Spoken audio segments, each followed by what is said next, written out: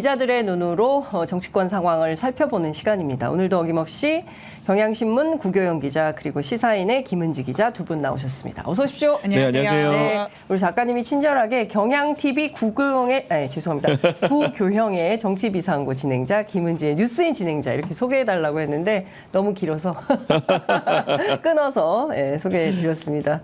야, 76주년 재헌절인데 네. 재헌절 오늘 행사는 하겠죠?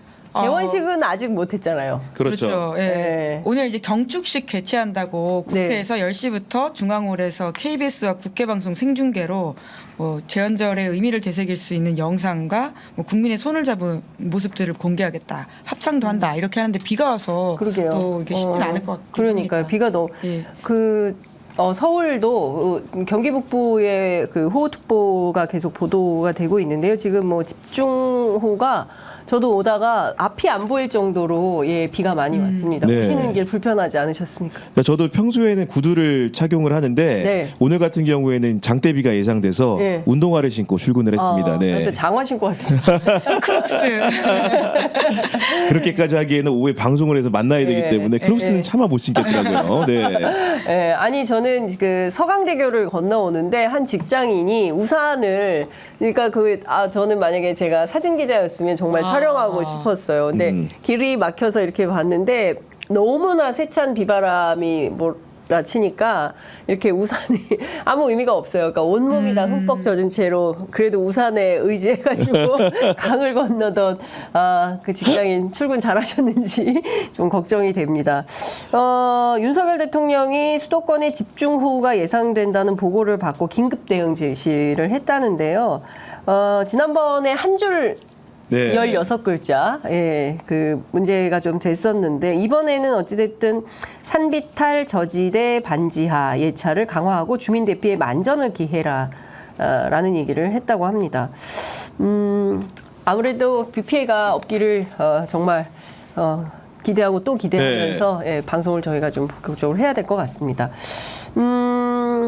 지금, 소위 얘기하는 이종호 녹취록 파문이 일파만파 확산이 좀 되고 있습니다. 어제 JTBC가 추가로 단독 보도를 했는데 사실은 JTBC에 앞서서 저희도 단독으로 입수를 했는데 그러니까요. 네. 많은 언론이 다 똑같이 이게 간 거라서 제가 단독자를 붙이지는 않았는데 모든 언론사가 단독을 붙이고 보도를 하고 있다는 점. 좀 이런 건 단독이 아니죠. 내가 먼저 알았다. 시간차 단독이라고 하기에도 왜냐하면 동시에 다 뿌리는 거기 때문에 그래서 이거는 단독이라고 할 수는 없다라는 생각이 좀 드는데요. 제가 어제도 말씀드렸지만 이 제보, 공익 제보한 변호사와 이종호 씨와 둘만의 녹음 파일이 있는 게 아니라 이종호 씨뿐만이 아니라 그 멋쟁 해병이라는 단톡방에 있는 멤버 가운데 경호처 간부 출신 송모 씨, 송모 씨도 이 제보 변호사와 나눈 대화가 있습니다. 일단 그 대화 한 토막 들어보고 그리고 말씀을 계속 이어가도록 하겠습니다.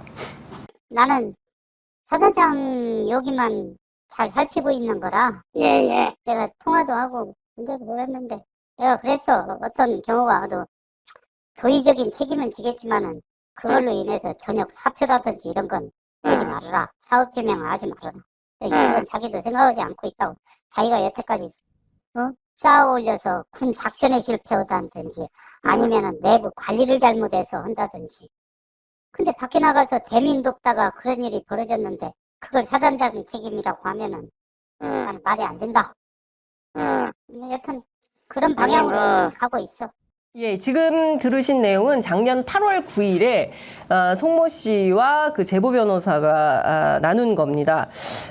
일단 우리들이 알고 있었던 것은 도이치모터스 주가 조작 사건의 주포였던 공범이었던 이종호 씨만 임성근 사단장을 향해서 내가 사표 내지 말라고 그랬고 내가 그만 VIP한테 얘기하겠다 이런 얘기를 했었는데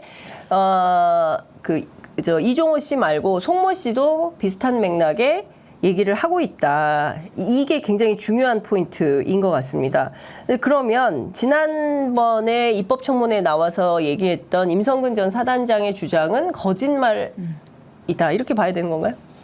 그러니까 결국은 보면 이 8월 9일이라는 날짜가 네. 아시다시피 그 최혜병 사건에 관련해서 해병대 수사단이 사건을 경찰에 이첩한 이후에 바로 8월 1일 날 회수를 했죠. 네. 9일날 같은 경우에는 국방부 조사본부가 재조사에 착수한 날입니다. 그럼 그 전에 어떤 일이 있었냐?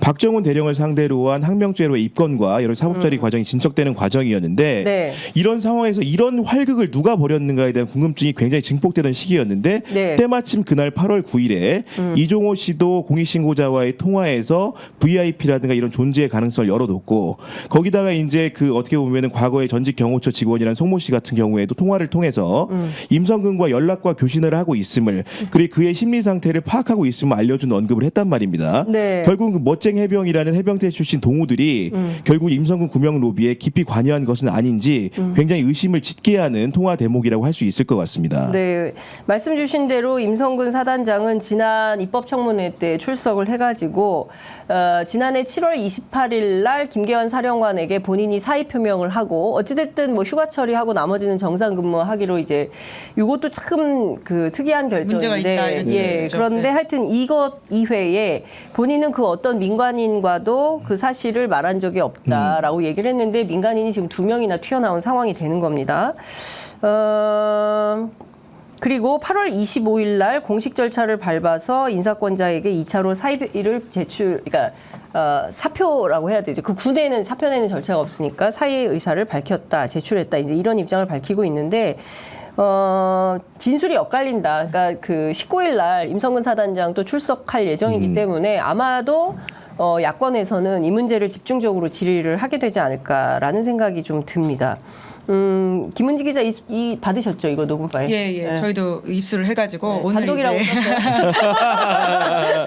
단독이라고 안 썼습니다.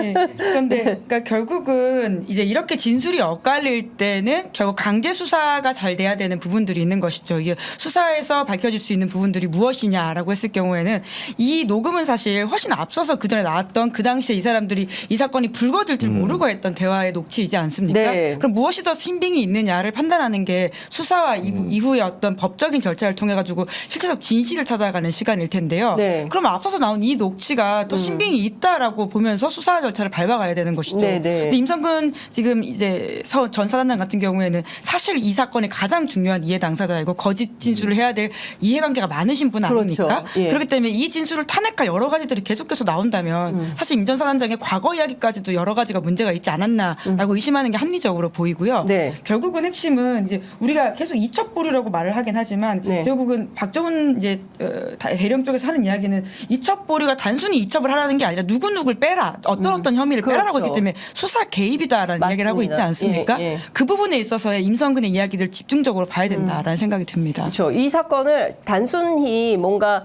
이러저러한 좀 그 추가될 내용이 있으니까 그거 잠깐 이첩 보류했다가 이런 내용을 추가해서 다시 보내세요. 이게 아니라 누구누구 수사 언동하면 안 됨. 네. 네, 누구누구 빼라. 뭐 이런 것들이 아주 구체적으로 있고 그리고 어제 MBC, JTBC 보도 내용을 종합을 해보면 실제로 당시에 현장에 투입됐던 뭐 대대장 등이 진술하는 내용을 보면 사단장으로부터 지시가 상당히 있었던 거거든요. 그런데 이걸 어떻게 빼라는 판단을 박정훈 수사단장은 할 수 있었던 거 아닌가라는 아니 생각이 더 못해서 말씀드리면은 보도도 나오고 있지만은 국방부 차원의 대책회의라는 것도 있었다는 거 그렇습니다. 아닙니까? 결국은 예. 박정훈 대령을 항명죄로 입건하고 처리하는 과정에서 심지어는 국방부 단위만 움직인 게 아니고 대통령실에 있는 맞습니다. 당시 국방비서관까지도 회의에 참석한 정황이 있기 때문에 네. 그런 대책회의라는 것이 과연 수사의 방향을 놓고 네. 어떻게 보면 수사라는 것은 독립적이고 온전하게 보존이 돼야 되는데 그런 내용들의 정치적인 정무적인 판단이 개입하는 의심이 되는 거기 때문에 이 부분을 정밀하게 수사할 필요가 있다. 그렇습니다. 이렇게 생각이 좀 듭니다. 사실 오물풍선 이런 거 했을 때 국방부와 대통령실이 이렇게까지 움직였냐라는 걸 같이 따져본다면 정말 그 당시에 대통령실과 국방부의 생각들은 그러니까 이것을 우리 국가안보 위기의 이상의 건으로 지금 생각하고 대응한 거라고 그렇죠. 보이잖아요. 예. 그러니까 이게 도통 뭐지? 그러니까 정말 의아함에 의아함이 네. 쌓일 수밖에 없고. 예. 네, 그러니까 전직 청와대 참모들 주장에 따르면 대통령이 하루에 장관 차관에게 막 그 출장 가 있는 장관 차관에게 뭐 3번씩 전화하고 그다음에 부속실장이 그 국방비서관과 하루에 6번 정도 통화하고 이런 것들은 천재지변, 전쟁과 같은 상황이 벌어지지 않는 한 있을 수 없는 일이라는 겁니다. 그런데 그런 일들이 벌어졌기 때문에 앞서 말씀하신 대로 굉장히 이 사안을 위중하게 보고 아주 기민하게 대응을 했다. 그런데 이게 첫 번째는 그 수사 기록을 이첩 보류를 시키고 수사 기록을 탈취해 오는 과정이 한 덩어리가 있고 네. 또 한 덩어리는 박정훈 전 수사단장의 구속과 항명죄로 처벌하는데 어떤 네. 국방부 논의. 청사로 직접 임기훈 국방비서관을 비롯해서 대통령실 관계자와 국방부가 함께 어떤 대책회의를 했다고 한다면 도대체 무엇을 위한 대책회의였는지 그것도 굉장히 중요한 포인트라고 결국 봅니다. 그러다 보니까 대통령실이 이렇게 유기적으로 기민하게 움직인 배경이 무엇일까 우리가 그걸 파헤치고 있는 것이고요. 그런 의미에서 멋쟁이병 카톡방에 등장하는 등장 인물들이 공익신고자와 이렇게 통화를 수사 초기에 나누면서 네. 예를 들면 VIP를 언급하고 임성근의 이런 신상에 대해 설명한다는 것은 굉장히 큰 수사의 네. 단서이자 단초가 될 수 있다. 네. 이렇게 해석할 수밖에 없을 것 사실 같습니다. 이게 한 달 전만 하더라도 이런 이야기 했으면 무슨 소리 하는 거냐고 난리가 그렇죠. 났을 사안이거든요. 맞습니다. 사실 돌풍이라고 하는 드라마의 어떤 비개연성에 대한 이야기들 네. 많이들 하던데요. 사실 그 이상의 비개연성을 가진 이야기예요. 갑자기 정말 여기서 도이치모터스 네. 사건의 주가 조작 공범이 등장할 거라고는 그렇습니다. 상상하기 어려운 이야기인데 네. 진짜 나타났잖아요. 그렇죠. 그러니까 더 심한 이야기가 있을 수도 있겠다라고 하는 어떤 네. 기대감과 두려움까지 생기는 그렇습니다. 겁니다.